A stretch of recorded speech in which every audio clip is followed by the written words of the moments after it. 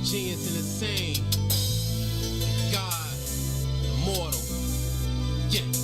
Every minute I fight with lethargy, striving to be godly with an intelligence quotient that exceeds numerology. Scholar body honorary, school of prophet alum, anthropomorphized lessons so I could become the heartbeat of righteousness. The everyday fight to pump the blood of kings and breathe the breath of life. Moving up like Confederates and Yankee territories in the 17th century. But it's a thin line between divinity and iniquity. The Mason Dixon hidden and complacent decisions can't escape the collision. Time be idle like Billy, party like a rock star, fall like that girl that used to endorse Trim Spa or Nirvana's lead vocalist, the clientele of the dream merchant like Mr. Chappelle. People think I'm sick in the mind and leave the comforts of Babylon behind and book flights on airlines to Africa. Traveling the globe, accomplishing goals like Ronaldinho. The victim of a level 12 quake, I rise through the wreckage, repairing brain damage and striving for perfection. Your mind can be your worst antagonist or a true pal, and you shall become legendary and futile. Decisions of a god in training on a daily basis. I nap purposely, trying to escape it. The thin line between the mastermind and the man of the master. Which one are you after? The thin line between being a legend and being the captor. Which one are you after? The thin line between a mastermind and a man of the master. Which one are you after? Yes, yes. Welcome to the green side of things. This your man Sadeek. Cassiopeia. And we need you to like, comment, and share that thing. We need you to do it right now and bring some people around this lunch table Absolutely. today. We got a conversation for you we today. definitely got a conversation. So bring the people come on, in these come rooms. on in the room. We'll give you some time. It is a great Thursday in Chicago, but we are global today. We've got people signing in from all over the globe. Yes, we're going to discuss. we see y'all. We see you coming in. We see you on Facebook Live. We see you on YouTube. There's a lot of feedback going on, but we are handling it in the studio. Cassiopeia, what's happening? Hey, Grandpa. I'll be Grandpa today. In order for me to tag people, I have to always come on the phone. It automatically auto volumes, and he does this every day. He always, what's that? You know what it is. It's my subtle way of saying, put your phone on I'm mute. taking it. I just can't do it automatically. It just comes on automatically. It's okay. It's just my subtle way of doing it. I mean, you already know this about me. You just wanted to call me Grandpa in front of everybody. I know. Did. You enjoyed that, didn't you? So I get this all the time. Yeah. So I just want to say that. Shout out to our super producer, LeRon Rilla. What's happening, man? He got his NASA on today. He's coming back. Space. He in space today. He's got his NASA suit on. Because we're going global. Man, we super and global universal. Today. That's right. Ryan, you ready for blast off? I'm out here. You out here? Now. Yeah. You about to be in them stars with Cassiopeia, ain't you? Yeah. I'm amongst the stars right now. Here we, huh? Blast off. and that is. So y'all with y'all on the soul plane or the soul? No. We on NASA. We ain't say nothing about the soul plane. And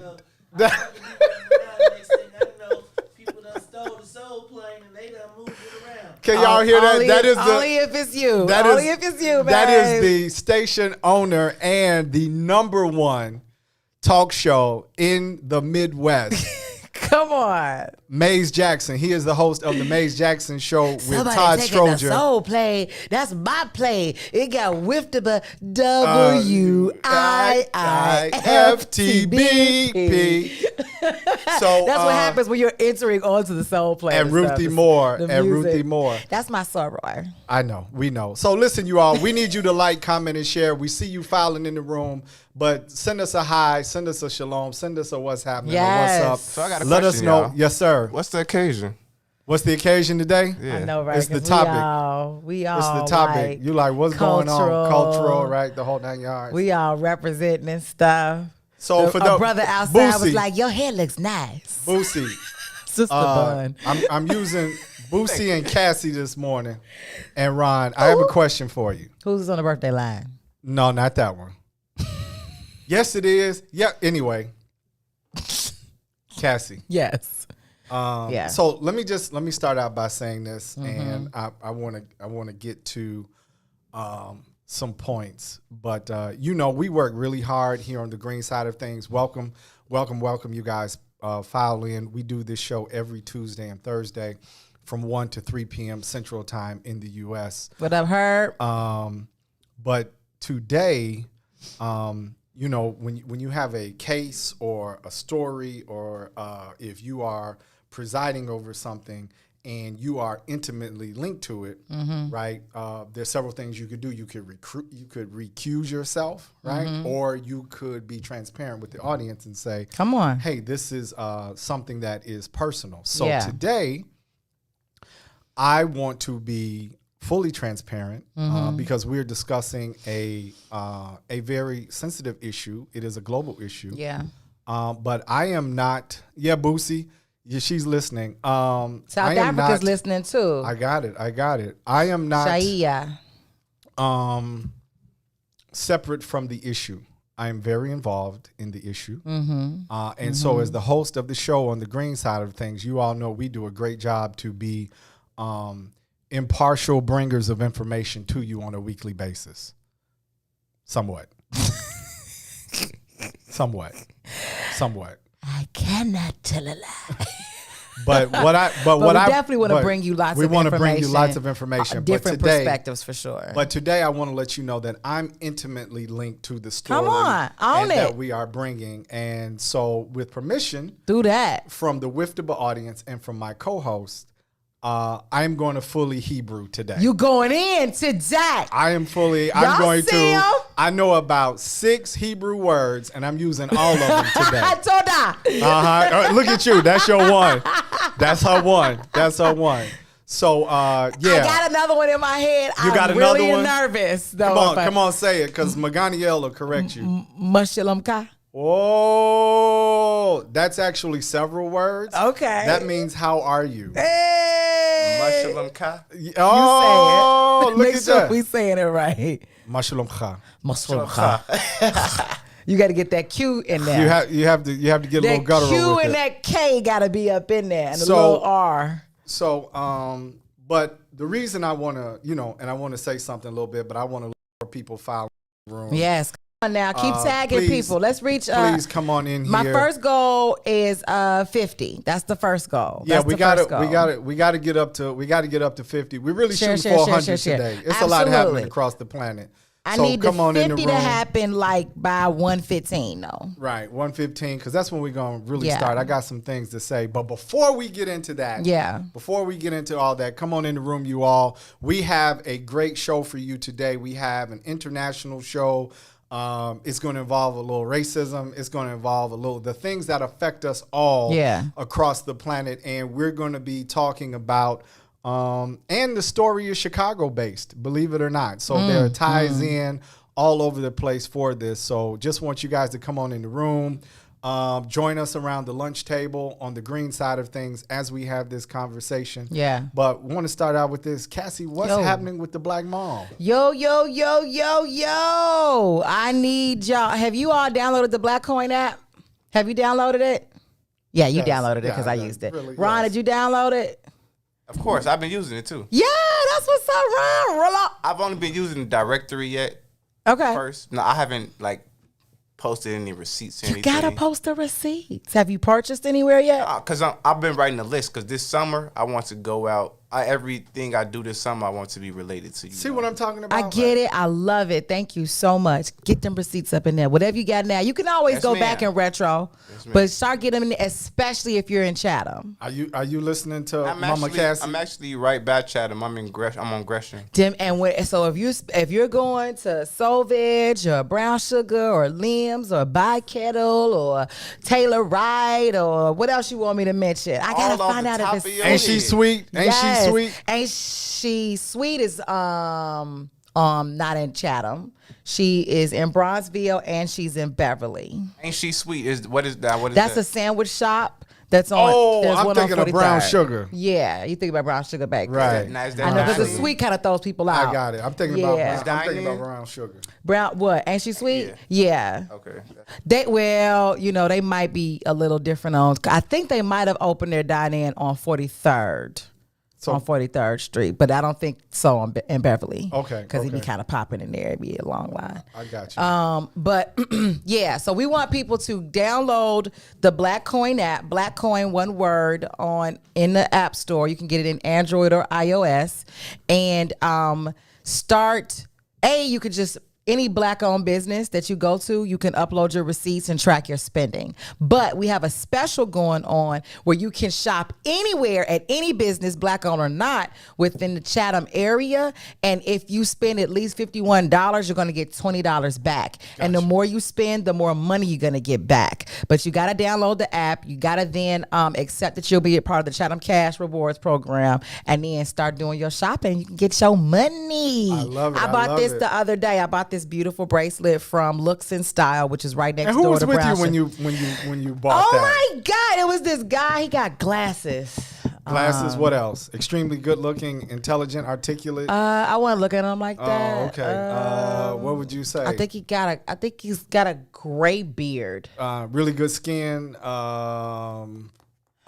always plant wearing based. dashiki or this like kind of African centered. black and like orange shirt that says like the plant Plant-based something African, plant-based Afro, Asian. Nah, no. See, you didn't. They passed the no Asian hate bill. I'm not hating. You just violated. I'm bigging up. You just violated. I the bet Asian no hate bill. on that. That was actually like, a shout out. I wish they would pass a boosted their no points. a no black hate bill. Listen, Pass it at least here and maybe Israel. Oh well, I think I started early. come on now, bring it I think in. I started early. Bring it in. You know where they don't have to pass it at? Listen, you all. In the palace. Listen, I need everybody. Because Cassie, there's no racism in the palace. there's no right. That's There's no what we gonna racism move. in the palace. We gotta move everybody from Israel to the palace Because there's no racism in there. the palace. Yeah, so in London there's Tell no the queen racism. to move over. Right. There's Make no racism. some room. That's what they said. That's what they said. There's no racism. Cassie, I We're need gonna you get to some more talk to him. heaters though. in there though. I need you to talk to him. 'cause Hey, this at listen, 41. it's Talk to him. 1:15 and it's 40 people in Okay. here. I need 10 more. Who's gonna grab me 10 more? So we need you to I need 10 more. I'm gonna tag some people myself, we need you to comment. but I and need we 10 need more people You to share. right now. Share the broadcast. We have a very important show for you today. All of the shows are important. Yes. We appreciate you. Look, we have people in from South Africa. We have people in from DC. We have Tallahassee in here. We've got Chicago, Atlanta. Yes. We've got Dimona, Israel. We've got, just all over the planet. I think I saw somebody from London. Kenya may be in the house. So we want to say we appreciate you all. Shalom, shalom, peace across the planet. We have, and we're going to have a guest with us today who is going to talk to us about what is happening with African, black, melanated people across the globe, particularly in the state of Israel. And so you all gave me permission to be fully Hebraic today. Well, I want you to do it all the time. I know. Be you do. in that thing. I got you. This So, is an authentic I'm in show. the thing. So it's super authentic. I have my kippah on today. Come on now. I have my culture on always. You got to protect your head. Have to absolutely. So I wanna say this. So I want to start out as you all are liking and sharing and bringing people into the room. We get started at 1:30 with Prince Emmanuel Ben Yehuda directly live from Israel. And Oh my God. we're going to that's parse powerful. out this issue today. But I want to, first of all, say to my ancestors and to the people that are out there, I want to just give a little message to us I see. before we get started. And so for those elders that are out there, in traditional, in African culture, you ask permission from the ancestors to speak. So some of you are out there, go ahead and say you have permission to speak. Any ancestors, any elders out there? Mm-hmm. Well, some ancestors out there. Uh-huh, And then if they type on the board, then we having a real Right? shalom, shalom. Hey, everybody. So I see some permission to speak out there. I so see. I'm going to go ahead and I'm going to do that. And I am going to speak in Hebrew. So, Kodem Kol Koakivoli Yo Yokwa Kadosh Israel Adonenu Hamashiach Nisikav Sarava Tera Vekol Mishpacha Yahuwah Shalom Aleichem. So I greet you in peace and in blessings to everyone, and to those who Todah Rabbah. I told you I'm going to go in and out of Hebrew and in English. So I want to say that the reason this is personal for me is because I am a member of the Hebrew Israelite community that is headquartered in Jerusalem, in Dimona, Israel. We call it Dimona, Jerusalem, New Jerusalem. Come on. We're at 50. So we're at 50. Let's keep going. Let's keep going. And so even though we do this show every week, this show is personal to me because I have family members that reside in Dimona, in Israel, and all across this planet. And so I just want to share that with those who are faithful, who watch us every week. We have people in the room who are watching specifically for this topic and this show. And so I just want to let you know that this community, this nation, is part of the shaping of who I've been since I was a young man in my late 20s. And so to the ancestors, to my grandparents, to my parents, and to my family that is in Israel, I want to say to you that we do this because we stand together. And I want to talk to the family about some points. This is what I want to say to the family. Bullets, chokeholds, knees, and racism don't ask for dogma, what community you belong to, or who you study under. I'm going to say that one more time. Bullets, chokeholds, knees, racism, racist policies, governments don't ask you for dogma, what community you belong to, or who you study under.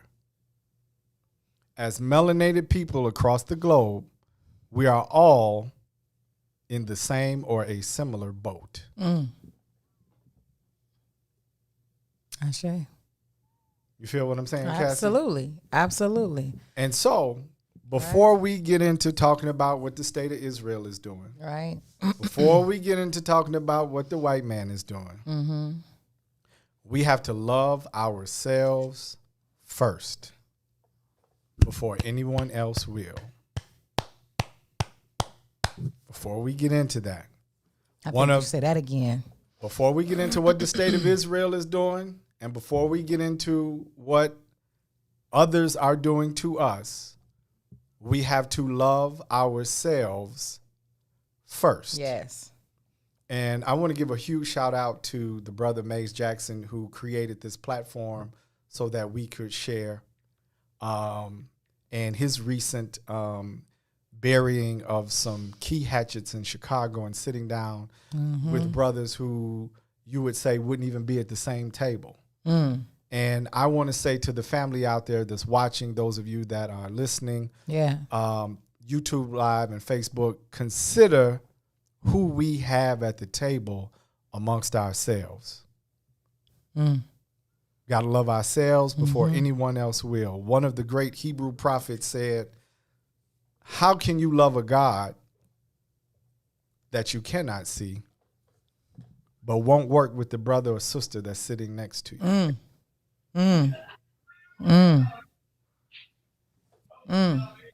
Some sounds are coming in. We need to mute somebody. I got it. He just came in. Okay. How The prince is here. how can you love a God that you cannot see, but you won't work with the brother or the sister that's sitting right next to you? So I just want to talk to the family out there a little bit. And I want to say, I want to acknowledge Chicago and beyond in this. I want to acknowledge the journey from Cabrini Green, where Ben-Ami lived. Okay. The origin of this trek, right? Not the origin of Hebrewisms. They are thousands of years old, but this modern journey from Chicago, right over there on the west side. Yeah. Ben-Ami, at that time, Ben Carter, right? And the journey and the trek all the way to the Sea of Galilee and the Jordan River. Can only imagine what that trek was. And I wasn't even born. So my first shout out is to the Carter family. Many blessings. To the family of Ben-Ami. Yes. To their personal sacrifice across the globe. And then I'm not going to call all the names. I had to write some things down so I could get through this before we bring on the Prince. But it's just some things in my heart. I want to shout out the Bryant family, Nasik Shaliak. L.A. Bryant was a writer, author, and a prolific student and teacher of African and biblical studies. And he has children who live across the globe, in particular in Chicago, and they may or may not be on the broadcast. But I have a dear friend in that family, and her name is Thruma. And she always calls to check on me. And regardless of where we are on the planet, we love you. But the shout out to Nasik Shaliak and the Bryant family for their sacrifice. Many blessings. Shout out to the Asiel family. Many blessings. In Chicago, we have been blessed. In D.C. and Atlanta and across the globe, even in Kenya today, the name Soul Vegetarian rings out. Yes. And it is a part of, and the heart of it is born in the community. Ashe. In whatever form you find it in today. The idea of veganism across the planet, led by a community. Yeah. So I want to acknowledge that. I want to acknowledge the Amikam family that is in Israel right now. And Blessings on blessings. so when you see the name Sadeek, my full name in Hebrew is Sadeekiel ben Amikam.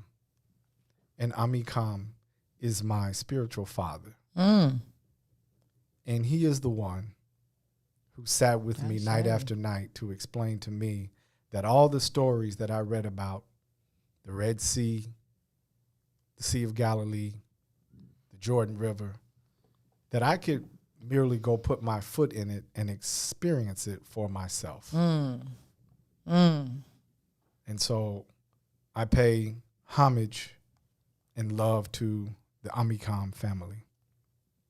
And so I bring up those families because they are near and dear to me, and kingdom-wide, nationwide, there are many more that are dear and near to me. But I want us to be mindful of the fact that how do we say that we love a God that we cannot see, and we can't work or sit with the brother or sister that is next to us? Because bullets, chokeholds, knees, racist policies, discrimination, they don't ask for dogma. They don't ask you who you study with, who you study under. They don't even ask you for scripture. Laquan McDonald was shot 17 times in Chicago, and no police officer asked him what Psalms 41 said. Right. George Floyd was under the knee of a police officer. Nobody asked him, was he Christian, Muslim, or Hebrew? Nope. We have people that have died in Israel, in Ghana, in Liberia, And nobody asked them who they studied with. So I just want to say, just for a moment, as we're in this broadcast, I want us to listen to the information and understand that globally, we face some of the same pressures and the same issues. And it's upon us to sit down and to dialogue with one another and to really get at the heart of the matter, as opposed to these walls and divisions that we put up externally, and that we have a love for each and every one of you that are out there, and we have a love for our brothers and our sisters all across this planet. And I'm going to say this before we go to break.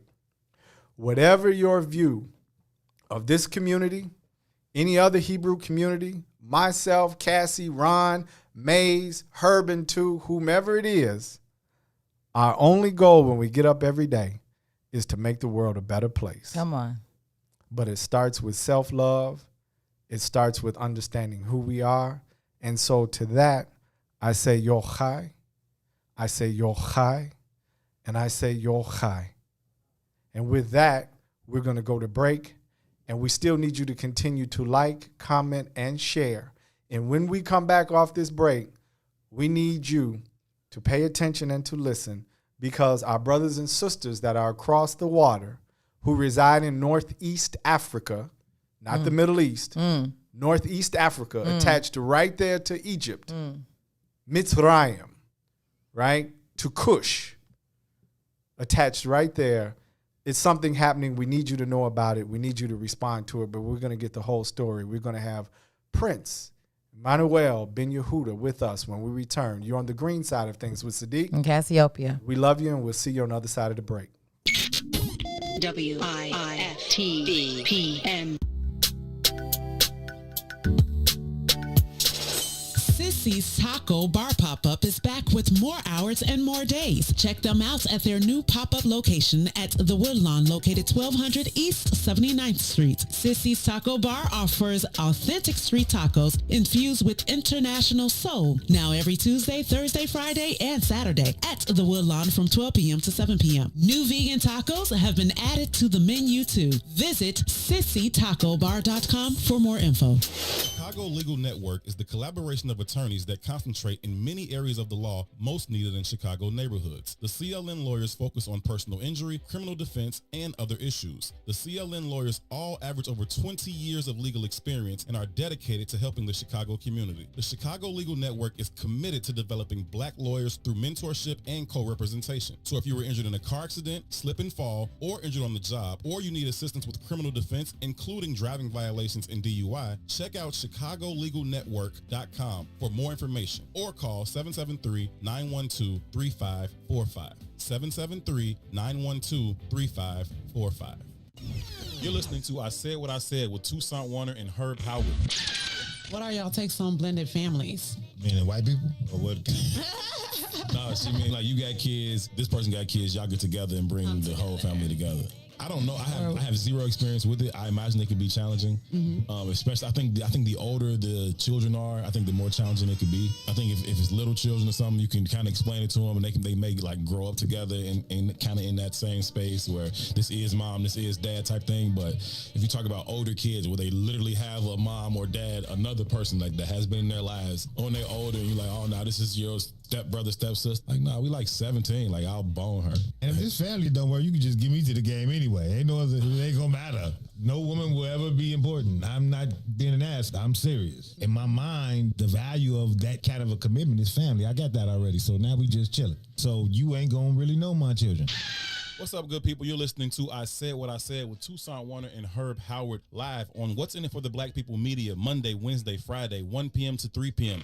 So this kind of music, we feed off of your vibe. So if you're feeling the music, we're going to feed off you guys, okay? All right? Yeah, you can start dancing. So please enjoy, all right?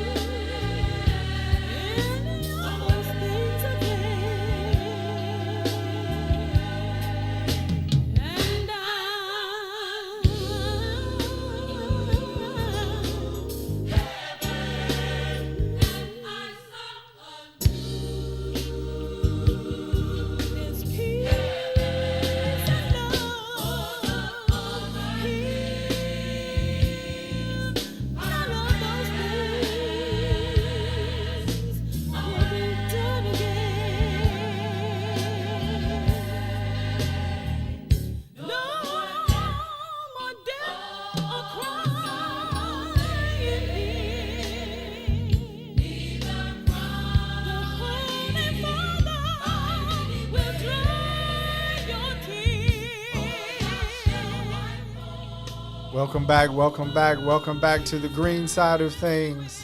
It is Sadeek bin Amicham and... All right now, Cassiopeia. That's what I'm talking about. Patricia. I love it. I love Sledge it. Uhuru. I love it. I love it. And we are back with you.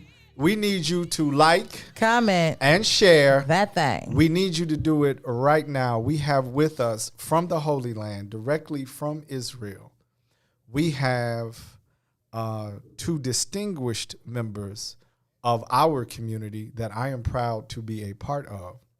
We have first with us, we have, I thought Ron was waving at me. Mm-hmm. Okay. We have Minister, I'm going to start there, Ahmadiel Ben Yehuda. And he is on, I don't know what side of the screen, but he is the general, well, they both got white hair.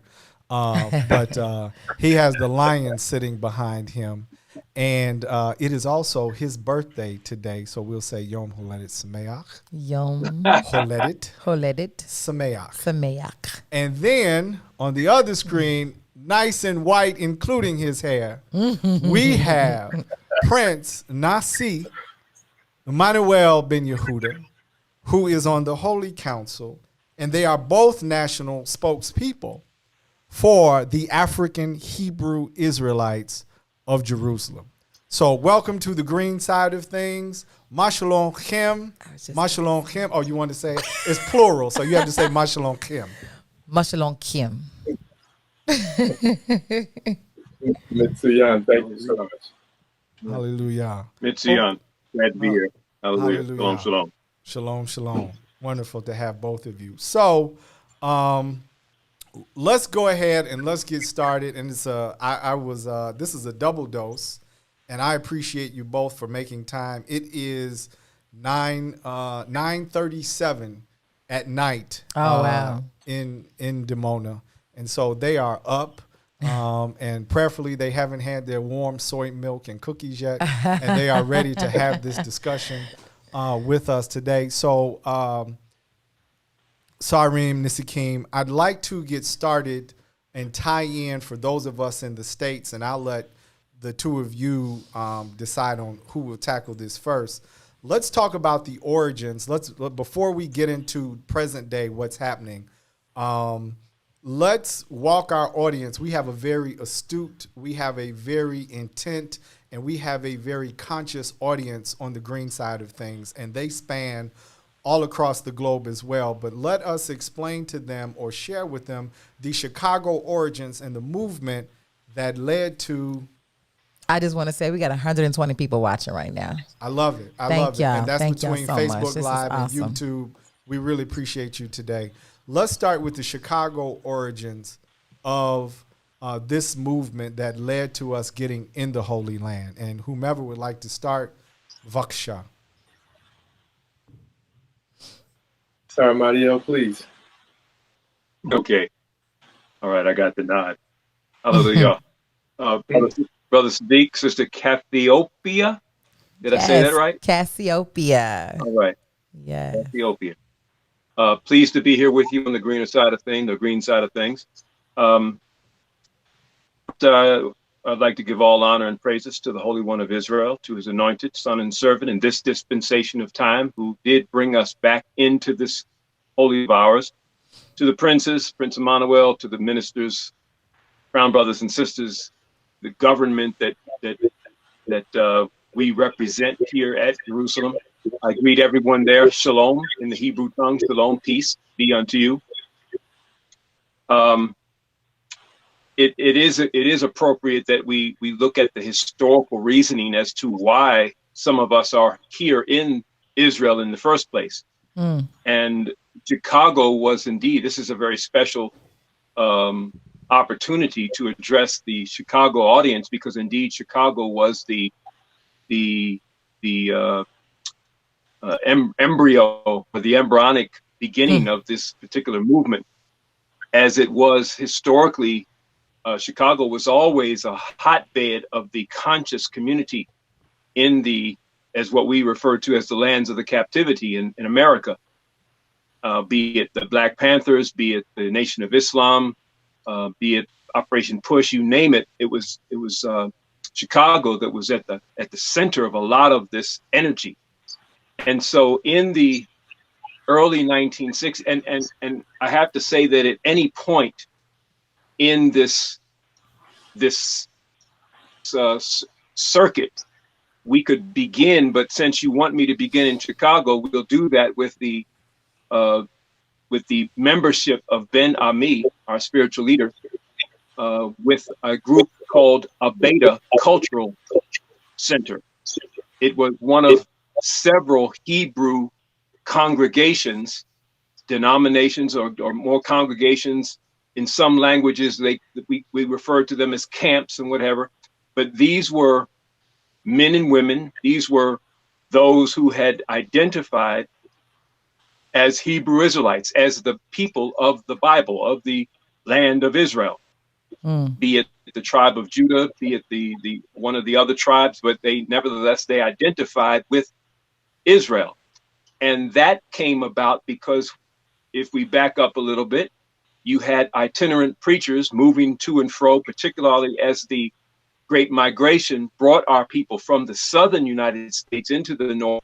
You had preachers who moved around teaching that we were the lost sheep of the house of Israel. And so Ben-Ami was from this particular tradition. His parents actually taught him that he was an Israelite. And so as a member of that congregation, a Beta Cultural Center, he would ask the elders from time to time, when will we go back to the land of Israel? Because this is 1965, 66. And the answer in another was to wait. It wasn't time. We're waiting for this. We're waiting for that. And that didn't rest with him, as particularly as the civil rights movement was gaining traction, the hardships, the Emmett Till murder, these things were framing the environment and framing his thinking. And then you had the outbreak of I forget which came first, the Watts or the Newark riot. And on his bed in 1966, in prayer and meditation, he's visited by the angel Gabriel, who in what he described as a 45-second vision, he is instructed that he would lead the exodus of our people out of America in the following year. And that was about it. That was the essence and sum total of the vision. And so troubled by it, somewhat leery to share something like that because you might get laughed at, made fun of. It took a few days, and when he did begin to share it with close friends and associates, they then, to his pleasant surprise, said, yes, it is time, and here's what we should do, and we think we should do that, and we should go here, and so forth. And so within the next few months, by the following year, 1967, according to his instructions, he did succeed in actually moving nearly 400 of our brothers and sisters out of America. Most were from the Chicago and the Gary confines. Now, go ahead. Brother, thank you so much for that. I just kind of want for us to all really take this in. So this is Ben-Ami, younger, learning from his parents about being an Israelite and saying, okay, it's not enough to just know it. We need to actually get back over there. Tell me really quickly, how did he get 400 people to go with him? Right? That could be it's scary for people to just take a vacation out of the country. But to say, I'm going to move to some place that I've never been before, I've only heard about, not just in recent times, but in antiquity, I'm going to go over there and I'm going to take 400 people with me. How did that happen? How was he able to get people to do that? Well, he would say he simply shared the instructions and the vision that was given to him.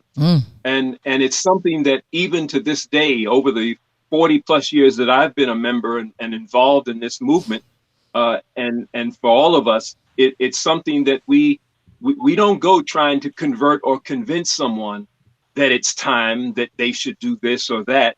We simply come with a message that it is that time, And we find those brothers and sisters that Yah has preserved and prepared for this particular day and time, and whatever their mission be. They have to be true to the calling that they receive when they receive it. Now, I'm going to be honest with you. When the brothers and sisters left and went into Liberia, West Africa, and went into the interior and chopped down the bush and lived among snakes and driver ants and endured the malaria and the dysentery, I don't do snakes, sister. So, but I didn't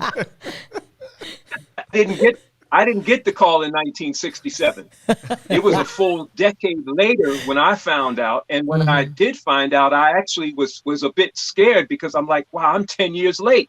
Yeah. But I wasn't late. I was right on time for what my calling was. That's it. But these brothers and sisters who made that move, we refer to them as the pioneers, and we refer to them with all affection and appreciation and reverence, because what they endured was more than what was humanly possible. But nevertheless, that was their calling, and they were true to it. And so they went, they tested the waters, they sent two brothers in earlier to receive. In fact, by revelation, when we looked in the scriptures, it said that we would return the same way that we left. And we knew we had left out of West Africa. That was our history. So where in West Africa would we go? And there was Liberia, whose constitution required that they open their doors and receive us. And indeed, those two brothers found out that that was true. And that became the way station, the wilderness experience for us on the way back. So 2.5 years in Liberia, that experience was for us to unlearn much of what we had learned in the captivity as slaves. If you're an enslaved people, you don't respect yourself, and you can't possibly respect others. You don't have a self-love and self-worth and self-dignity. You can't possibly see that value in others. And so there was a breaking down of those acquired negative traits that we had to endure those 2.5 years, and that was the purpose of that. And that 400 or so people dwindled down within the 2.5 years to 138. And the remainder went back to America. It just was too much. It was a very difficult journey. We lost a handful, I believe about 7 of the elders, and little Kanina fell in the well. We tell the children, don't play down by the well. Children being children, Kanina falls in the well. They're scared to even come back and tell us until it's too late. These are part of the sacrifices that were made to get through that period. But by 1969, the Ben-Ami and according to again the prophetic timeline, felt we were ready to continue the journey into Israel. And by 1969, the entire group came. But I've got to go back a year. I've got to go back to 1968, because in 68, Dr. King is in Memphis, Tennessee. And on April the 3rd, he makes his final speech, his final message at Mason Temple. And he closes out that particular message by saying that we as a people will get to the promised land. Now, this is when J. Edgar Hoover is on record in saying, cut off the rise of the Black Messiah. So they were monitoring the Panthers, they were monitoring Dr. King, they were monitoring us, SNCC, SCLC, you name it, the Nation of Islam. All of these were targets of the Federal Bureau of Investigation, the federal apparatus. And the objective was to, again, cut off the rise of the Black Messiah. So when Dr. King met on April the 3rd, and U.S. Army agents were actually in Memphis the day he was assassinated, he didn't live to the following morning, past the following morning. Now, Ben-Ami had left in 67. On his way back, we're in Liberia. King has his vision. He's assassinated. We're in the bush of Liberia. We hear the reports of the uproar that in the inner cities as they erupted in anger. But we didn't know. There was no live CNN up to the minute coverage, so there were no recordings of that particular speech. But the following month, May of 1968, the first two men, Ben-Ami and Prince Kiskiyahu, leave Liberia on their way to Israel to investigate and prepare the way. And in fact, Ben-Ami leaves Prince Kiskiyahu there unbeknownst to him. He thought he had a round trip ticket. He didn't. And Ben-Ami leaves him there in 68, comes back to Liberia, and the following year, the rest of the group is able to come and join Prince Kiskiyahu here in Israel. And I'm saying all that to say that follow the timeline. 66, Ben-Ami's vision. 67, we depart. Yeah. We're in Liberia. 68, King has his vision, his own vision, and is Promised assassinated. The next month, we're in the promised land. I say. By a year later, the entire group is in the promised land. Is this coincidence or providence? Yeah. Of course, from our perspective, this is very, very indicative of that we've been on the right path ever since. I say. Absolutely. So 69 is when we arrived in this land, and we've been here ever since. I think that's a great testimony that sometimes, you know, the visions that we see may not look exactly how we envision them, right? Because I can imagine, you know, that some people would think, oh, it'd be Black Christians, you know, or Baptists or something like that. But it came through you all actually stepping up and then understanding that it's going to come from a faith that is way older than Christianity and move on it. So just, you know, just letting people know that sometimes much older. Yeah, it just manifests in different ways. Blessings come out in different ways. So yeah. Awesome. Okay. This is yeah. So let's mind blowing. Let's continue the discussion, and Sar, if you will, or Nasi, want to set the framework as we begin to get into this residency deportation issue.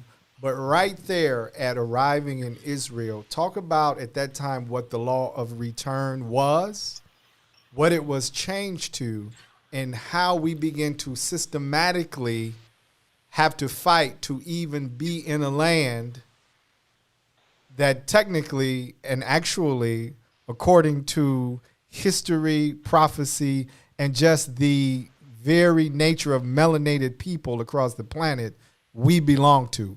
How do we begin the journey of having to fight for citizenship where our ancestors walked thousands of years ago? Well, I'll pick up a bit there, and I guess we'll just tag team it back and forth as we go, as needed. Yeah. Prior to, first of all, again, Brother Sadeek, Sister Cassiopeia, thank you so much for having us on this evening. Our pleasure. And thank you. And believe me, it's not too late for us here. We have a motto that says, "Sometimes we sometimes doze, but we never close." So we stay busy. I love it. We just started the third shift. Right. Yochai. But prior to the entry of the brothers and sisters, our entry into the Holy Land, the law of return, as it's called, stated that anyone who had an affinity, that is a spiritual affinity to the land of Israel, could return there and gain an automatic citizenship. And that was part of the expectation upon our arrival. But of course, and the first individuals who did arrive, those, because their brothers and sisters were coming in groups of that 135 that remained, they were coming in small groups of 30, 35, 40. They were receiving official new immigrant status and moving into citizenship in Israel, while, quote unquote, their status was being investigated. But shortly thereafter, the law of return was changed. 1 year later, the law of return was changed to state that one had to be able to prove that they were born of a Jewish mother. And therefore, they said we did not have the documentation that they would expect one to have. And so therefore, we were not considered candidates for the law of return, for citizenship under the law of return. And because part of our members had arrived and others had not, rather than have a bifurcated situation where some had status and some did not, those who had gave theirs up and said, no, we're going to stick together, and that all of us might have rights.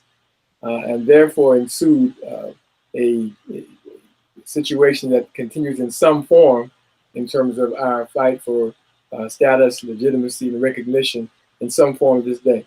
There's been great strides that we'll talk about in the course of time, but there have also been challenges and setbacks over time.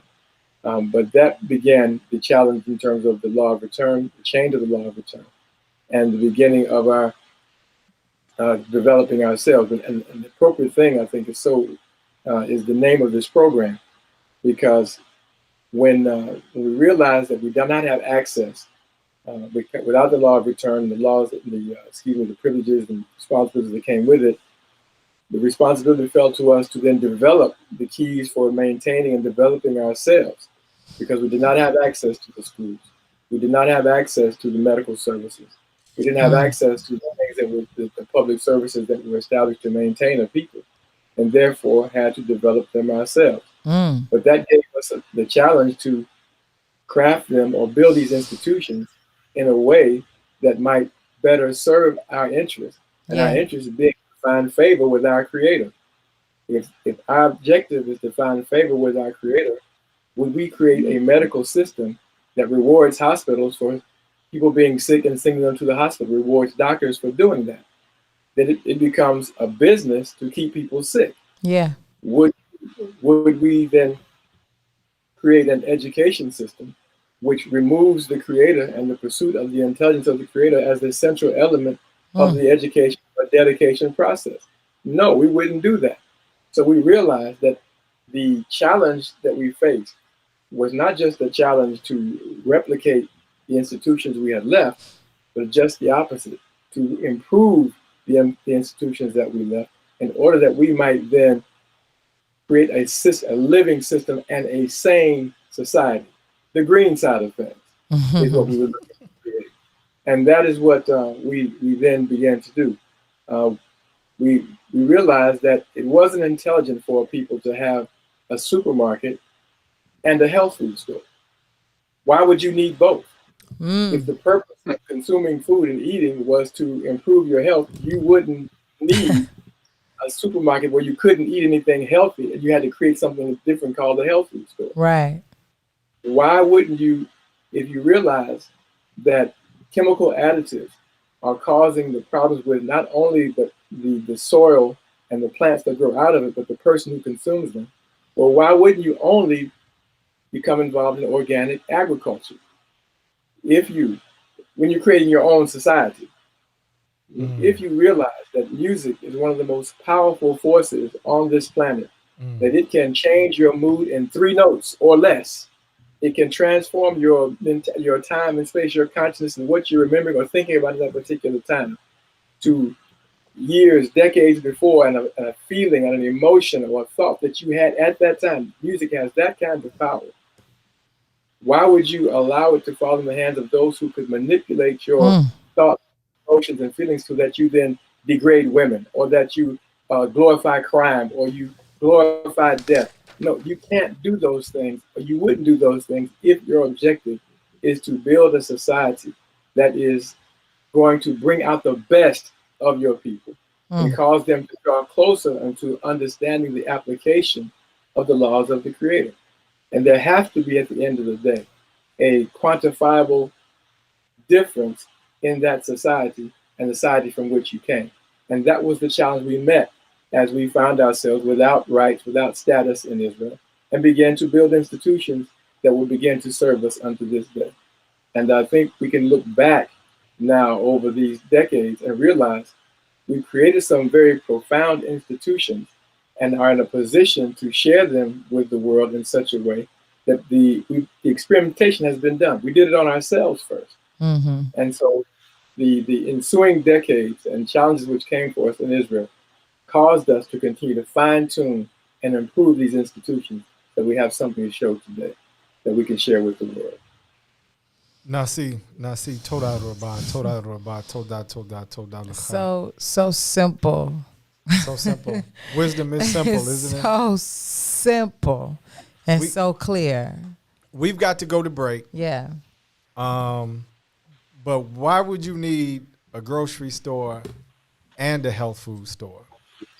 Why wouldn't they be the same institution? But we've got to. So Nasi, Sar, we've got to go to break. Cassie, you have something? Yes, I need everybody right now, if you're watching from YouTube, to go ahead and subscribe to the Maze Jackson page right now. With the Media page, right? Actually, from YouTube, it's Maze Jackson. Okay. And then subscribe right now. Make sure that you like this and share it.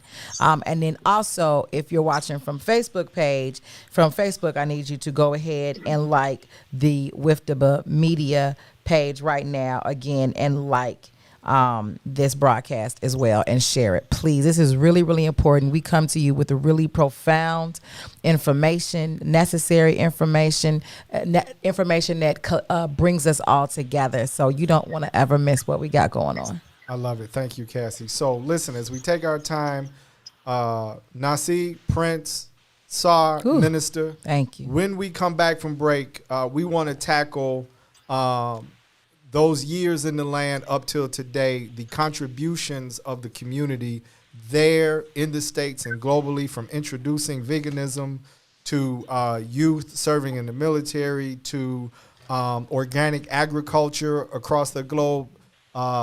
We just want to tackle some of those, and then we want to go into the modern situation. Okay, we're going to take a break. You're on the green side of things. It's with Sadeek bin Amicham. And Cassiopeia, Patricia Sledge Uhuru. And we are talking with the Holy Council and a member of the Sarim, or the ministers of the African Hebrew Israelites from Jerusalem. You're on the green side of things. We'll see you after this break. WIIFTBPM.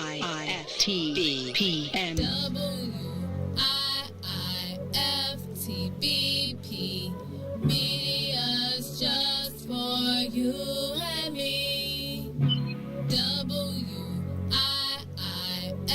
WIIFTBP. Media's just for you and me.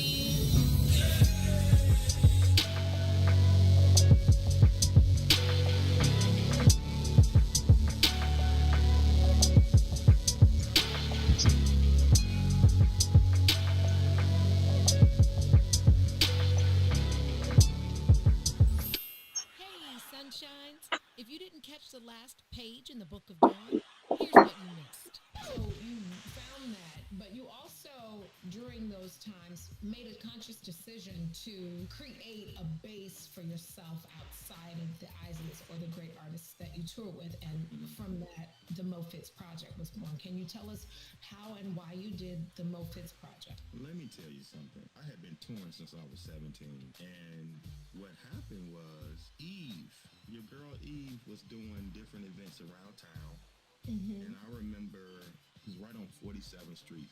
Yeah, I think it was Blue 47. Yeah, one of those spots. So Eve was doing something with them, so they were like, we're hiring bands. I'm like, I'm gonna put something together and go play, play local. Let me do that. And through that situation from Eve, the Mo Fitz Project was birthed. I was like, oh, okay, this would be great to actually come home and put quality music together and make music locally outside of the tour. I just found another joy in it. And crazy, remember Terrence Kane came up with the Mo Fitz. Oh, DTK, rest in peace. Please, Terrence was like, you need to call it the Mo Fitz, Reefy. Mo Fitz. Use your name. Is how that name came about. It was Terrence Kane and my girl Eve Bridgeworth. She was the launching pad for that, and then she hired me to do different events, and she started hiring me to do weddings and stuff she was doing, and then it just kind of burst into that. Don't forget to tune in weekdays, 9 a.m. to the Book of Dawn from the What's in It for the Black People Media Studios. Roll Tide, y'all.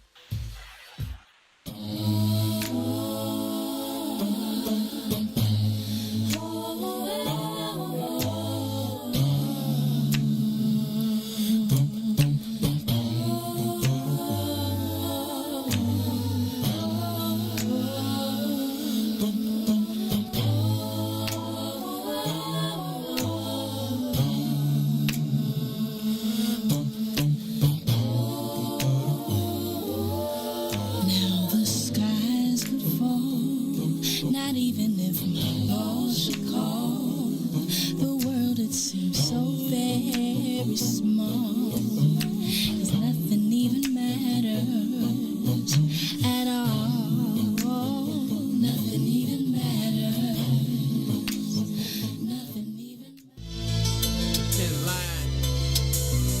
being a genius and insane.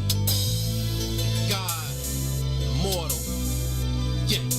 Every minute I fight with lethargy, striving to be godly with an intelligence quotient that exceeds numerology. Scholar body honorary, school of prophet alum, anthropomorphized lessons so I could become the heartbeat of righteousness. The everyday fight to pump the blood of kings and breathe the breath of life.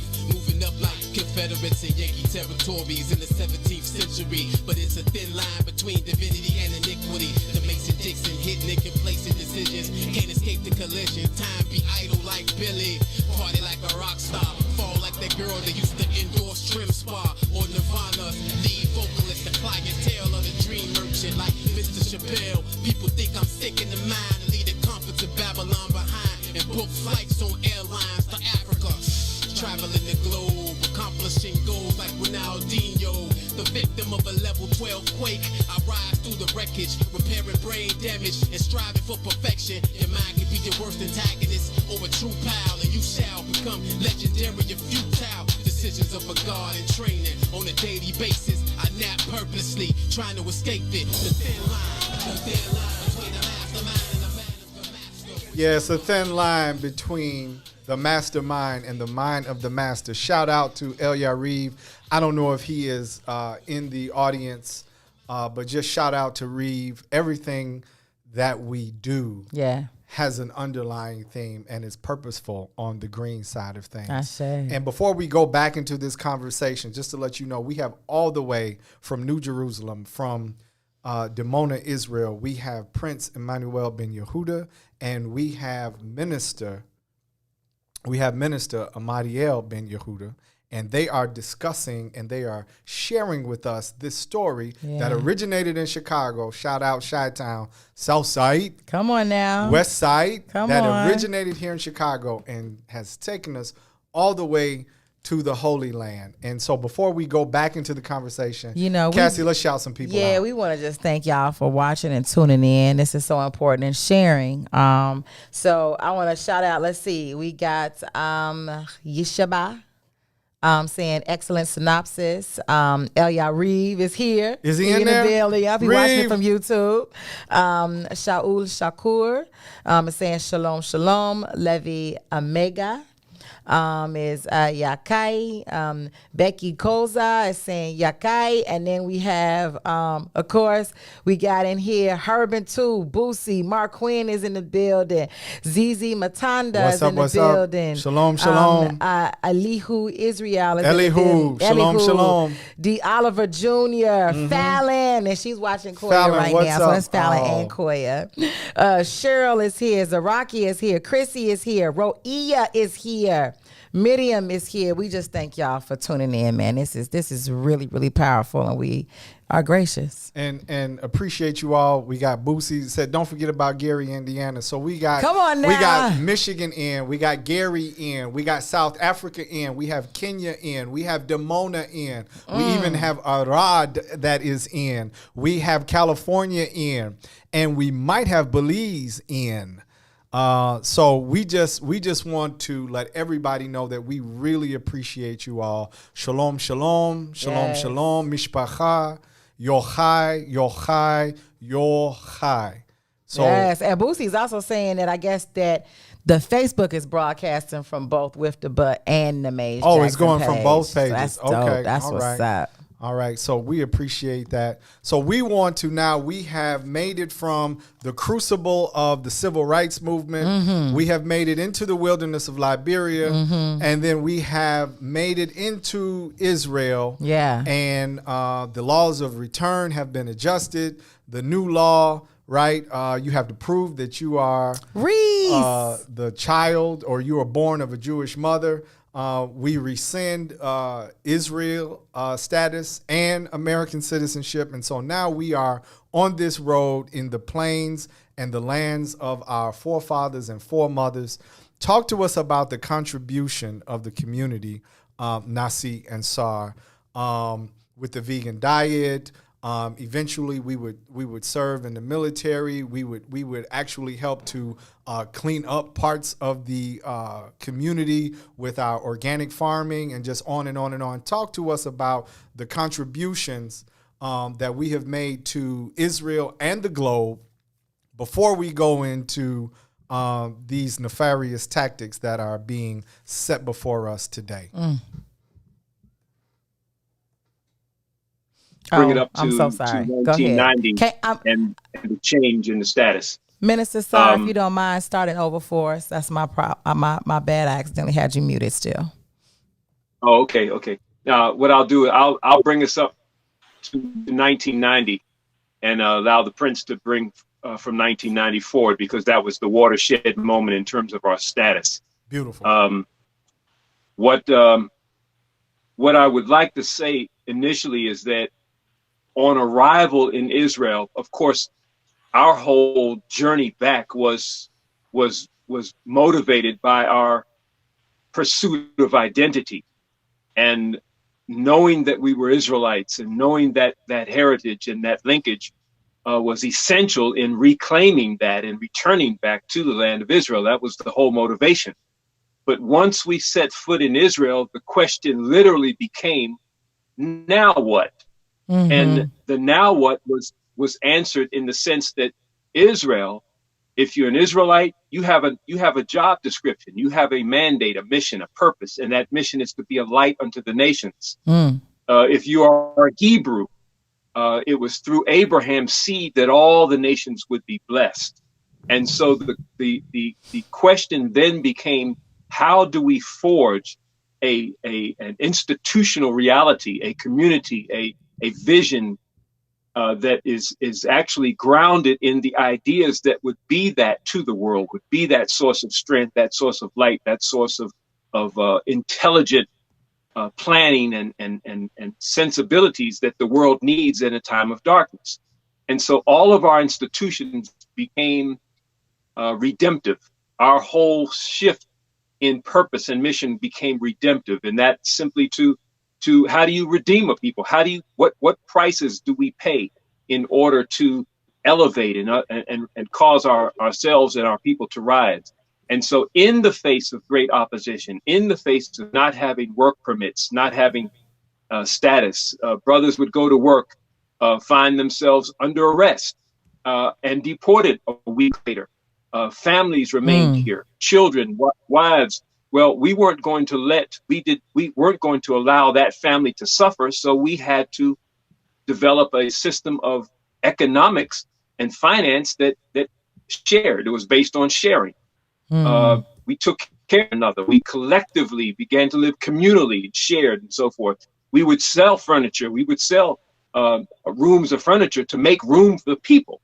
And so that was the foundation of our economic idea. We were forced into that. We literally could not get sick. We couldn't afford to get sick. And so our whole medical approach became preventive. Again, Prince spoke about the education. We knew we needed another type of education, and we needed to teach truth to our children. We needed to give our history, our curriculum. We forged that. We didn't want to train up children that ran off in search of a job and a career. We wanted children who would be dedicated to the service of their community, their people, their creator. And so those things, they are very, very parallel to an ancient example when Joseph was sold into captivity by his brethren. It was later that his brethren needed Joseph, and Joseph had matriculated into the higher echelons of society and could then help his brethren in time of need. Well, it was very similar for us, because all those institutions and ideas and concepts and new ways of doing things and new thinking, all of that then became what the world needed later. And so the scriptures say that his brethren meant it for evil, but Yah, the creator, meant it for good. So throughout all of that experience, those 25 odd years of hardships, of arrests and deportations and threats of deportation, et cetera, we hold no animosity, because we feel that was all part of the plan of the Most High to prepare us for this particular day. Come on. Now, things reached a fever pitch in 1985, 1986 on both sides of the water. we had almost simultaneously, we had the arrest of leadership in the states, in Chicago, in Washington, D.C., by the FBI and other agencies there. We also here in Jerusalem had a situation, we refer to these as the siege, you know, and we were besieged. We couldn't go out, couldn't come in. We were surrounded literally on a particular day. We had decided that we would, well, let me back up. We had 47 of our members arrested at a orange packing plant in Nasika in 1986 in what's called Rehovot. And they range from the age of 17 to our 70-year-old grandmother. And they were arrested and slated for deportation. And this was a hit that we knew we weren't going to sit around and allow to happen. It was too big of a hit. We had deportation here and there and so forth. But we came together as a community and we decided that we would march to Jerusalem. And so on that particular day, as we were gathered, all dressed in white, all prepared to set out and strike out and begin the march to the hike. It would have taken several days to get there, but we were ready, I assure you. And that particular day, we awoke to police and armed service people surrounding the entire community and being told that we were not to leave.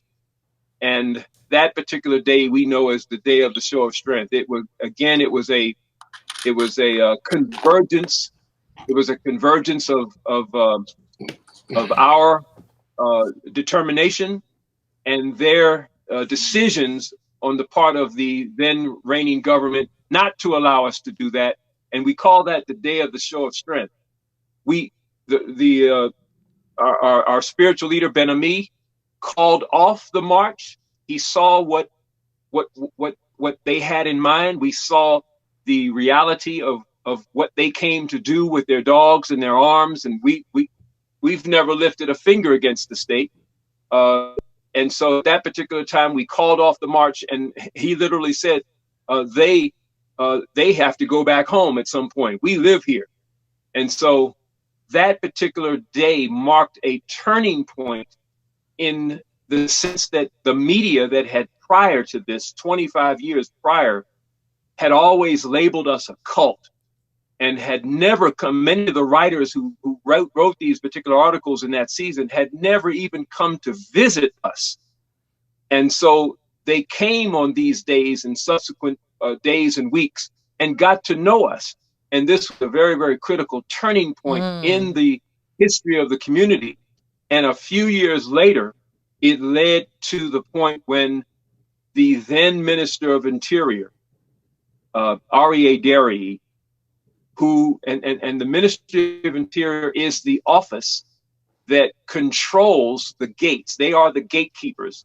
And those that sit in these offices historically have been members of the religious party, which is important to know because in Israel, it's been decades since they've had a majority government where they did not need to make deals with coalition partners. And so the religious parties were the linchpin and the deal breakers rather that were brought into these coalitions, and they always insisted to maintain control of the Ministry of Interior because that is what determined that particular rabbinical tradition determined the definition of who was a Jew and therefore who was able to return under the law of return. And so they were gatekeepers, both in the sense of identity and in the sense of who could stay and live in this land. And so that is what led to the then Minister of Interior. Is Prince still with us? Did he step away? Something happened. He kind of keeps going in and out. Okay. I'm almost up to that point. In 1990 was when the that particular minister, that particular officer in the government, R.E.A. Derry, approached us, met with our spiritual leader, and literally said, "I've grown up with you in this land. and you've never been a threat. We need to normalize our relations. And we arranged where, I'm about to say, we arranged to reassume our American identity. And I have to go back, obviously, because when did we lose our American identity? We actually, in mass, as a tactic to ensure that we could not be deported in mass, we in mass renounced our U.S. citizenship. Now, in the 1970s and 80s, this was something that was unheard of, for people all over the world were trying to get to Israel, much less, I'm sorry, not get to Israel, but get to America. And here we are coming from America and en masse renouncing our U.S. citizenship so that we could not be deported. That was a tactic, and it was successful. Human rights lawyers, we worked in conjunction with them to make sure that we became stateless, and therefore Israel's hands were tied, even though Israel and the U.S. at that particular time were in collusion to actually get us put out and returned to America. So 1990, the arrangement that was made was that we would document ourselves as American citizens. We would then be processed as residents, with the stages of the process to continue on through permanent residency and on to citizenship within 7 years. It took 14 years in order to arrive at the point where most of us have permanent residency, most of us who were in that at that particular time. And it took 14 years. It took twice the original allotted period, because there's such an instability of the government here that you always had new ministers, new prime ministers, new agencies and what have you, who knew not what the agreement was, who might not have agreed with it, who wanted to do something different. And so that instability led to being drawn out for particularly a much longer period than we had hoped for. But nevertheless, at this particular point, we're happy to say that maybe 90% or more of us have either permanent residency or citizenship. Now, along the way, and again, waiting for the prince to get back in, along the way, we did, our children then did become, they were able to join and enlist into the IDF, the Israel Defense Forces, the Israeli Army. This was a particular obligation that we felt, not only in that we would defend this land in the sight of the people that lived here, but also in the sight of the Holy One of Israel himself, that he would understand the great appreciation that we have, that we would defend our land and ourselves. And I'm going to go back to when Saddam Hussein was shooting Scud missiles into Israel. You've got to know that we didn't feel very comfortable about that, especially in the last few days when he was specifically targeting Dimona. So we would certainly defend ourselves and our lives here against any threat. And certainly we know the kickback we've gotten over the years from our brothers and sisters in the States who don't understand that position. But many of you have had sons and daughters who fought in Iran and Iraq and Afghanistan, and you have no idea what that was about.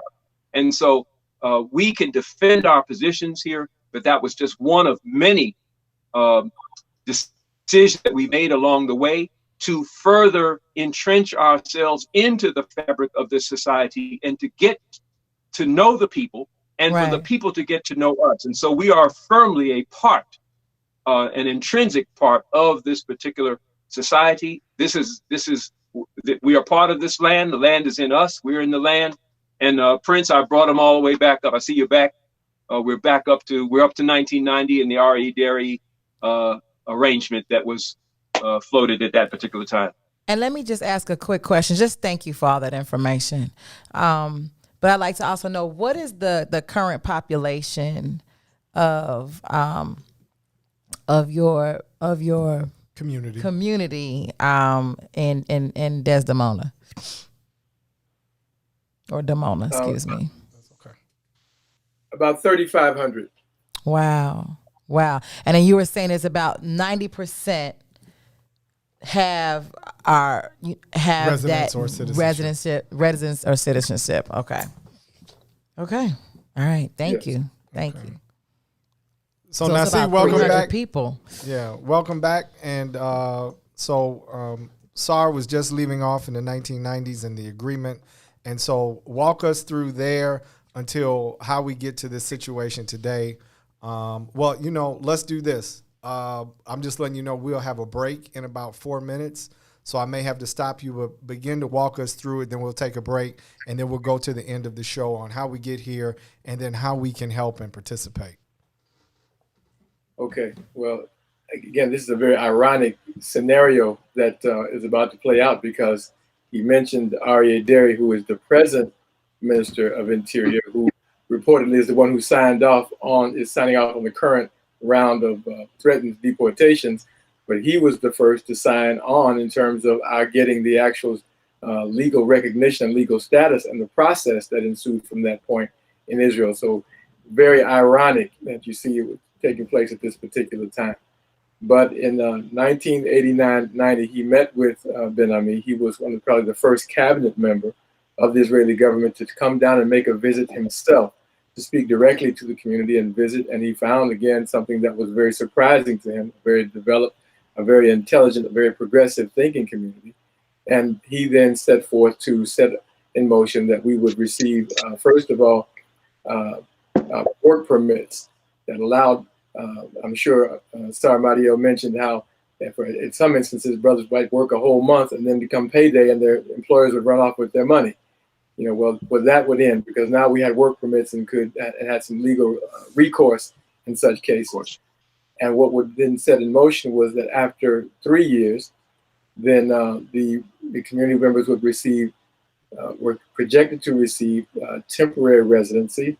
And then in 1995, that would go to permanent residency. That was the plan. But of course, things didn't quite go according to plan. What happened was that we began to, we got the work permits, and then in 1993, when things were beginning to move to the next phase, we got moved to temporary residency. But then 2 years later, when they were to go to permanent residency, the assassination of former President Yitzhak Rabin took place a month before Israel was scheduled to implement the move to permanent residency. And the instability of that moment, but the cycle that took place after that every 2 years, the Ministry of Interior, which is a very coveted position in the government because it sits over a very significant budget, it began to change. And there was a new minister in less than every 2 years. And we were such a controversial topic at that particular time. No one wanted to make a definitive decision in terms of moving us to the next phase, which would then allow us another set of rights and privileges in the country. And that situation existed until 2003, and actually for another 10 years. So instead of 2 years to permanent residency, it became 10 years to permanent residency. Yeah. Okay, so Nasi, Toda Rabah, we're going to head into our break. You all, this is a profound discussion. I appreciate everybody who is tuning in. Again, we have people from the four corners. If you could put four corners on a sphere, we have people from four corners of the globe that are tuned in today. YouTube, Facebook. We are discussing the history and the current plight of the African Hebrew Israelites from Jerusalem. We have with us the great Prince Emmanuel Ben Yehuda and the great minister Ahmadiel Ben Yehuda, who are discussing this issue with us, bringing us up to speed, and then sharing some very things that we as an audience may not know. And this is not just an Israel story. This is not just a Hebrew story. This is a Gary story, a Detroit story, a Chicago story, an Atlanta story, an LA story. Right. This is an island story. This is a New York story. This is a Rhode Island story. This is a story that impacts us all from across the globe. This is a Liberian story, a Ghanaian story, a South African story. This is an Ethiopian story. This is a Jordan story. This is a Southern Europe story. This is a London story. So we want to be clear that it's not us and them. This is an us story. And so you are listening to us. We're on the green side of things. We're going to take a break, but we still need you to like, comment, and share this conversation. We need to bring some more people as we go into the last half of this. We're going to get to what's happening right now and how you can help with this deportation issue in Israel. You're on the green side of things with Sadeek Ben Amicham and Cassiopeia. And we'll see you on the other side. WIIFTBPM. WIIFTBP. Media's just for you and me. WIIFTBP. Media's just for you and me.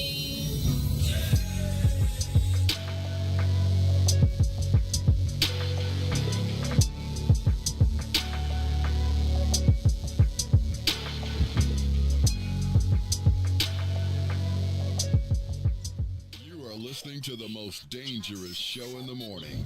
The Fraternal Order of Police. It is the President, John J. Catanzara Jr. We all saw the Internet Young video. Naturally, when someone hears, I didn't do it, you got the wrong place, you just discard it. You have an obligation to make sure that the rest of the place that you're doing a search warrant on is secure. Okay, so you used the word naturally. And when you watch that video, naturally, a natural reaction would have been to provide her with some coverage for her naked body. Have you ever been to police? And so have you ever been to police? Let me finish my question. So a natural reaction was not what we saw from those white police officers. A natural police reaction is to secure the scene. So a natural police reaction is different from a natural Well, we're talking reaction. about police. We're not talking about you going into a building. We're talking about the police going into a building. Hence why in the beginning of the question, I related it to training. Are police officers trained to not see black people as human? And so police training would make them naturally react to see me as an animal? I'm not even going to dignify that with an answer because that's just an ignorant statement to make. They went in there looking for an offender who was not there. Do you know that until you searched the whole place? They did. They searched, and she stood there naked. And at that point, after they had the scene secure, she still stood there naked. Again, I already conceded the fact that they could have did a better job covering her up, but her race had nothing to do with it. And you're going to keep implying it. I'm going to keep telling you you're absolutely wrong. Let me ask you a question. Of training? Is it a lack of proper training? No. Keep telling you, you got the wrong place. You got the wrong place.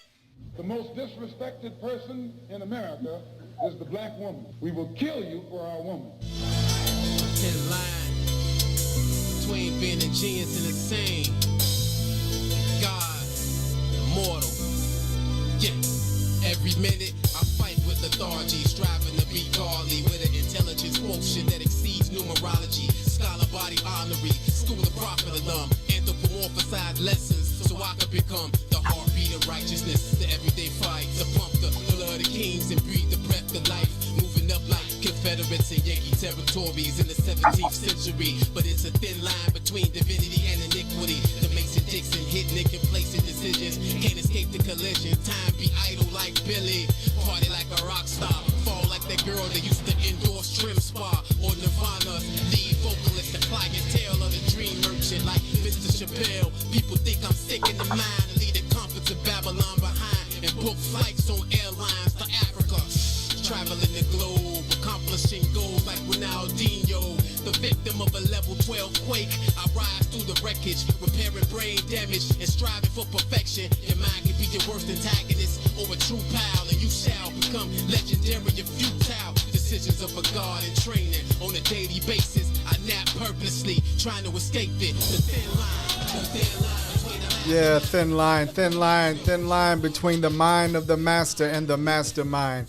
Welcome back to the green side of things. It's your man Sadeek. And Cassiopeia. And we are here with the leadership from the African Hebrew Israelite community headquartered in Dimona, New Jerusalem, Israel. And we have walked through our origins from Chicago to right now sitting in the Negev, which is southern Israel. And it is nighttime there. And these two brothers have been very kind to share their time with us to explain the history of the community. And now we want to get to the crux of the issue, citizenship issues over the years. And now they have walked us up to this crucible today. So I believe Nasi was talking, Prince Emmanuel was talking before we went to break. Bring us up to speed. And let me just say this, you all. There is an email address that is pinned to the bottom of the page, and it is westandwithdemona@gmail.com. So if you want to write from your phone, send us an email, write a letter of support, you want to ask questions, whatever it is and however it is you would like to support us, westandwithdemona@gmail.com. Please use that email address. And Nasi, you're with us now. Please go ahead and bring us up to date and share with us where we are and where we stand now. Okay. Well, first of all, I'd like to point out that while we're talking about a period that moved from 1995 to 2003 before we received the moved to permanent residency, it wasn't like the community was in a holding pattern, because the genius and the visionary leadership of Ben Ami continued to have us reaching out to the globe. And that's where you saw us begin to develop the international outreach and going into Liberia and going into Ghana with development programs in preventive medicine, in water well drilling, in water resource management, and rural development, and renewable energy. These were things that the community was doing even while we were at home fighting to continue to stabilize and strengthen, and our roots continue to grow down. There was never a static period for the community. There was always progressive development, be it domestic, be it international. It was always forward thinking. And I want to make sure that that is reflected or understood by the audience, because Ben Ami's and inspiration was never static, was never still. But fast forwarding to 2003, the community members began to get permanent residency status, and with the provision that after 4 years, individuals could then go and apply for full citizenship.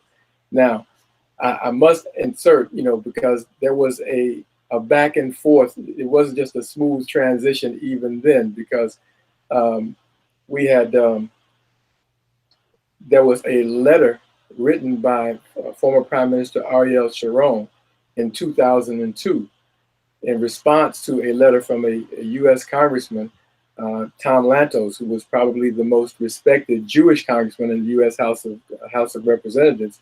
He wrote a letter on our behalf inquiring about the community because of the great relationship and the reputation that the community had built here in the States, across Israel, and around the world. And so he was inquiring about, why are there still some issues with status issues regarding the community?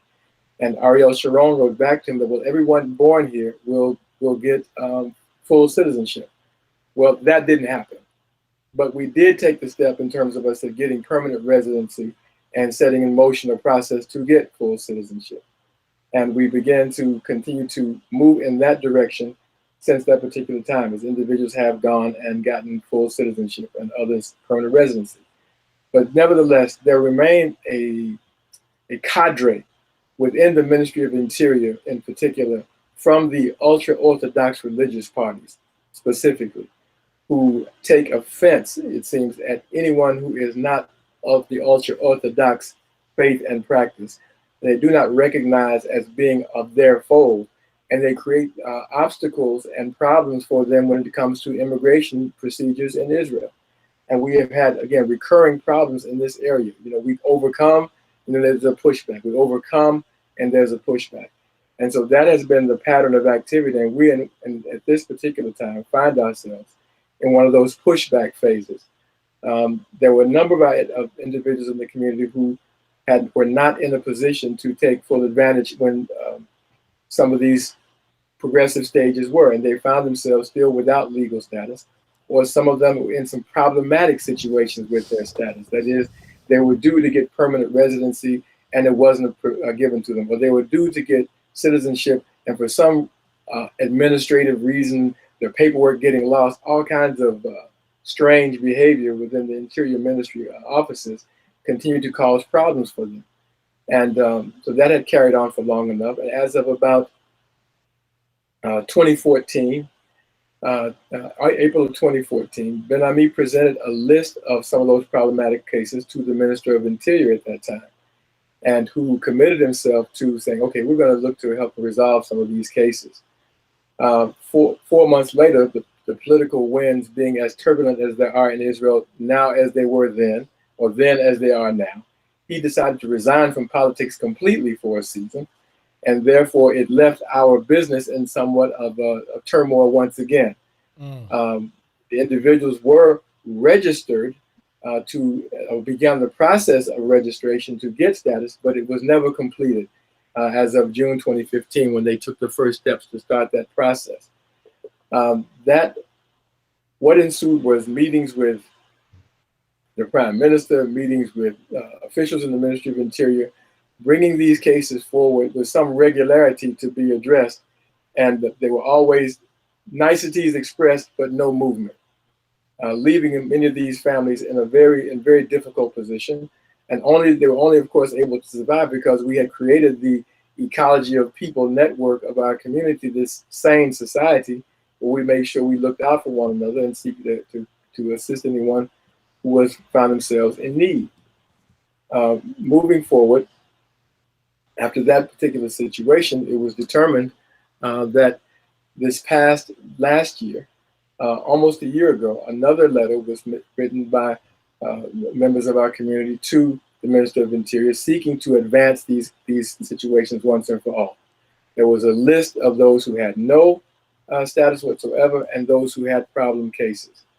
The indications was that we thought there was a receptive ear in the offices of the Ministry of Interior, as there were those who were reaching out and saying, yes, we think we can solve it at this particular time. And as of September of this past year, a list of 135 individuals was given to the ministry for resolution. Then everything went into silent mode for the next 7 months. And as of last week, literally a week ago, the first 4 or 5 letters of deportation began to come to members of the community. And of course, the range of responses was shock, anger, disappointment, and but resolution nevertheless. Again, we realized that, okay, we've been here before. Disappointing that we have to go there again, but the fact of the matter is, we realize we built something here worth defending and worth continuing to replicate. And therefore, we're not going to simply walk away from it or even think that that is an intelligent solution, especially when the majority of the people you're talking about never lived in America.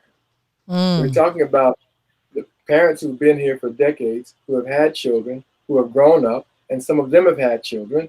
And you're talking about send them back to where? You know, and why?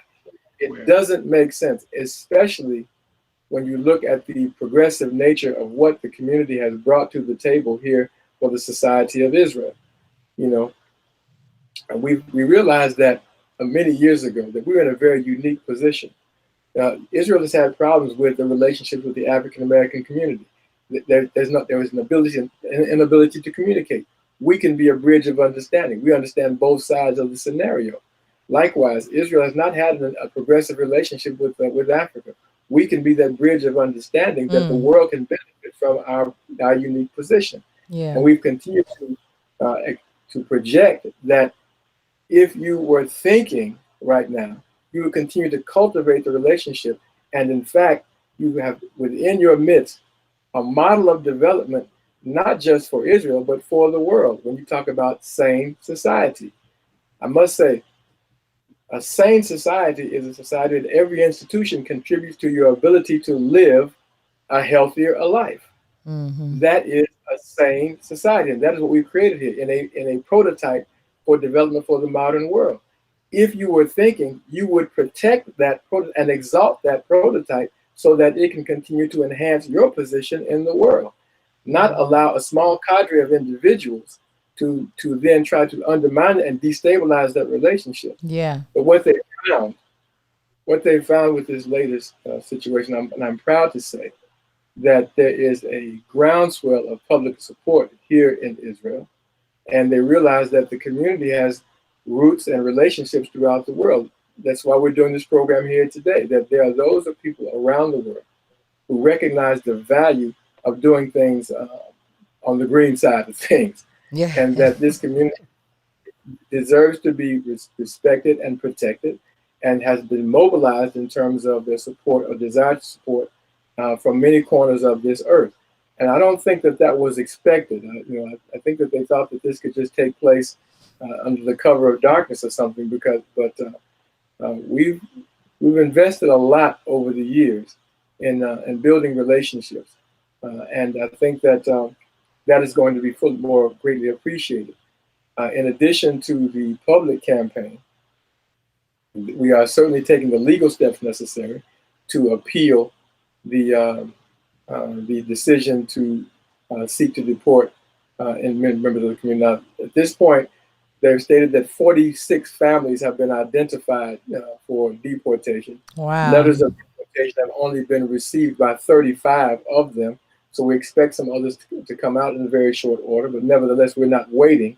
We're continuing to mobilize public opinion on our behalf, as well as having regular consultations with and putting together letters of appeal for those families who have received letters and preparing for those we suspect might get them. At the same time, we continue to reach out to political circles, to those political politicians who have a sensitive ear and who might then insist in terms of weighing in on the process and seek to overturn or cancel this these deportation orders, so we can get back to the business of progressive development here in the Holy Land, and assuming our position of being a light into the nations as prophetically spoken to be. And so that is a very tight synopsis of where we find ourselves today. I just want to mention here that Black Jazz on YouTube says there seems to be an inarguable pattern of trying to uproot melanated people across the globe from any semblance of security or stability, immigrants or repatriates. Absolutely. So what I want to do, Nasi, Prince, and Sar, Minister, is this call to action, right? We have several hundred people that are viewing us live. They are, again, all across the globe. We simply have an email address. There will be more information coming out, including electronic petitions that you can sign. But we ask everybody, just from your phone or your laptop, you can literally right now send an email to westandwithdemona@gmail.com. We have public officials. They are tuned in right now. They don't have their public official names, but they're inside the broadcast in America. And we need all of you all to understand, and that's why I wanted to go through the history. This is not separate from what we do in the States. This is not separate from what's happening across the globe. These are our brothers and sisters. There are those of us that walk amongst you and with you every day, from the floors of restaurants to the businesses. If you go into a Whole Foods and have purchased a Soul Vegan product, you are experiencing a part of what we are brought from Demona and from Israel and from us across the globe. If you go in Tallahassee, in Atlanta, if you go in D.C., if you're getting a cake in Kenya, the vegan products, the holistic products, the shea butter, the jewelry, the Kalimas, the colonics. Many of you get colonics in Chicago. These natural and holistic practices come from, and their origins, and not for everybody, but for many, come from the sacrifice, from the institutions. They come from the mind and the intellect developed in this crucible, in this experiment, as the brothers mentioned, happening right now in Demona, starting in the early or the late 1960s. headed out from America into that land through Liberia. So we just want to let you all know that this is an us story, and we appreciate you all for joining us. So Cassie. So when people email the we stand with damona@gmail.com, what are they saying in this email? Just say if you want more information, we're going to email you back. If you want to sign the petition right now needs to be, or we do have an English and Hebrew translation, but we will get that to you. So however you would like to interact, and if you simply want to email and say, I stand with you, I support you, if you want to write a letter, if you want us to, however you want us to interact, it may be in a meeting, email us at westandwithdamona@gmail.com. Is there any hashtag that Yes. we can use, that people can kind of use now and maybe start putting out any post? Okay. Hashtag we stand with Damona. Okay. Hashtag leave the Hebrews alone. Yes. And hashtag Israel is home. That's hashtag we stand with Damona. Hashtag leave the Hebrews alone. And hashtag Israel is home. And we have members of the Jewish community. We see you out there that are watching with us. So we've got just a few minutes before we go. Prince, Minister, we want to give you the last minute to wrap up, and then we have to wrap up for our audience. So give me that last hashtag again. We stand with Damona, leave the Hebrews alone, and Israel is home. Got it. So, Bavakasha, Well, Nasi, Sar. I would like to say, first of all, I want to again thank you all for having us on. Now, you talked about that list of products and contributions of, and services which are being made around the world. Don't forget the water wells in Ghana and Kenya and Togo and Benin, and the organic agriculture projects in Kenya and Ghana and South Africa and Zimbabwe, you know, and the natural food, the vegan food processing factories in Israel, in Tevadeli and Oten TV, pioneering natural food development, tasty, desirable natural food development, you know, in the Holy Land. These are among the contributions we made to a living world that we intend to continue to make. And all we do is call upon the government at this particular time to live up to the character of the people around who are saying, you know, leave the Hebrews alone, remove the hedges from around them and continue to allow the community to continue to go its way unrestricted, because these are positive developments. And we call upon those who are listening to write your congressman, write your senator in your particular area and inquire what is being done to protect the community in Israel. What is being done to stop this planned deportation in Israel? It doesn't have to be a long letter. Just raise those questions. That, I think, will be enough to let people know the width and breadth of concern around this planet, which is to protect continued progressive development of the community in the eyes of the Creator and on behalf of our fellow man. I think that is what is called for at this particular time. We join arms, join hands, and continue to walk forward together in that one spirit of progressive development, righteous progressive development in the eyes of truth and justice. Sorry, my dear. Kane, again, thank you, Sadeek and my sister, our sister. We want to make it clear that, you know, while many in the community, be they the religious community, be they conscious community, the nationalist elements and so forth, they may not quite understand totally why we're here or agree, but we assure you that, you know, our ancestors, our fathers and mothers and grandmothers and grandfathers talked and taught and sang about this land. And so there is a legitimate connection that we do have here. And we want you to understand that what we are embarking upon actually is for you. We're all tied into this. You literally, in many cases, have brothers and sisters and uncles and aunts and sons and daughters on this side of the water. And again, this is not just Israel. From Haifa to Cape Town, we are involved in the redemption of African people all over this globe. And so this particular fight, it's not going to be an overnight one. This is going to be a protracted situation here.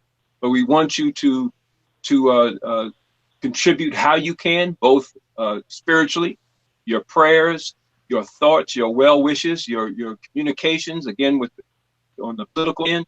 And certainly in the coming days, we're going to need to fund the legal side of this mobilization. So we would certainly want the help, the tangible support of our brothers and sisters there to make this stand. We have no doubt that history will vindicate our move and actually regard it as perhaps the most important in this dispensation of time. And so we thank you for the opportunity to speak to the Chicago audience. Of course, like you said, but I heard you mention a Sister Zizi. Sister Zizi Matanda was just in Zambia with her a week ago in Zambia. And that's another whole show, Brother Sadeek. That's another whole show to even maybe have her on and talk about what was going on in Zambia. Zambia is such a critical country in the historical legacy of the frontline states and the Kenneth Kaunda and the stand and support of the anti-apartheid regimes there, or the apartheid regime. And so want to thank you for tuning in and for your ear, and appreciate it. Hallelujah. Thank you. And I just got a quick call to action to everybody that's on Facebook and YouTube right now. I want you to go to your social media pages, and I want you to post right now one or all three of those hashtags. That's all we need you to do. Post one or three of those hashtags right now. We stand with Demona. Leave the Hebrews alone. Israel is home. We want to thank you so much. We really appreciate you. We're going to have you back. We will update this situation into Facebook Live, to YouTube Live, to the green side of things. Those of you that are with us every week, we want you to have a great weekend, and we wish you, as we always do, peace. WIFTV